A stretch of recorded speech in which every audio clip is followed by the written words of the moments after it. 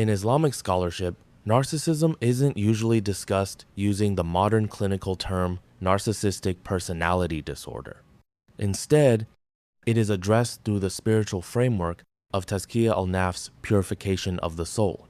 Muslim scholars view narcissistic traits as diseases of the heart, amrad al-qalb, specifically focusing on the concepts of kibr, pride, ujb, vanity, and riya, ostentation. First, al-kib, arrogance and pride. Scholars define kibr as the inward feeling of superiority and the outward act of looking down on others. This is the closest theological equivalent to the grandiosity seen in narcissism. The prophetic definition.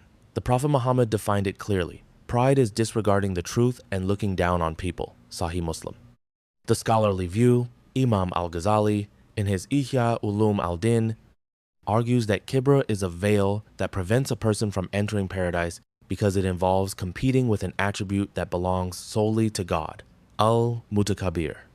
Second, al-Ujb, self-admiration, vanity.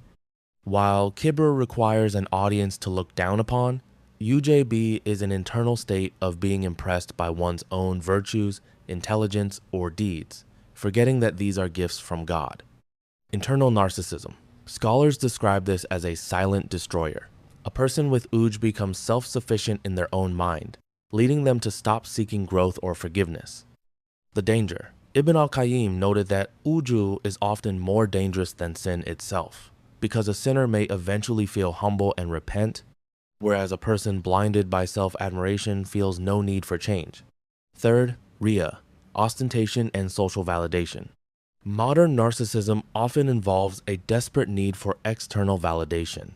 In Islamic thought, this is categorized as riya, seeking likes.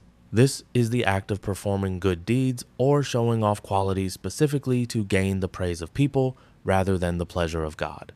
Minor shirk.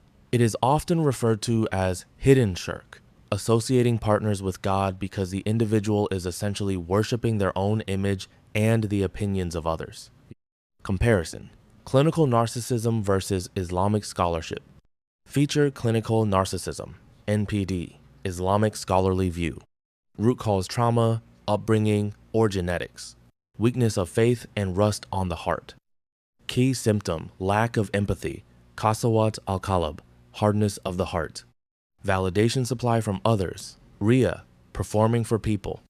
Solution psychotherapy and CBT, Tazkiyah purification and dhikr. Fourth, the archetype, Iblis, Satan. Scholars frequently point to Iblis as the ultimate narcissistic figure.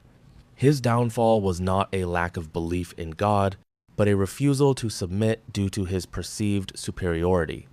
I am better than him. You created me from fire and created him from clay. On 7:12. This statement is viewed by scholars as the original sin of narcissism, the belief that one's origins or attributes make them inherently superior to others.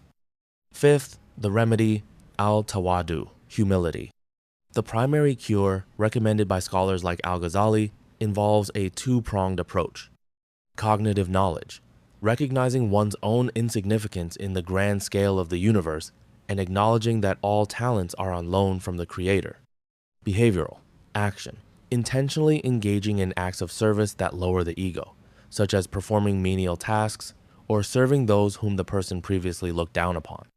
Note, many modern Muslim mental health professionals bridge these views by suggesting that while spiritual practice helps the soul, clinical therapy is often necessary to address the deep-seated psychological trauma that frequently drives narcissistic behavior.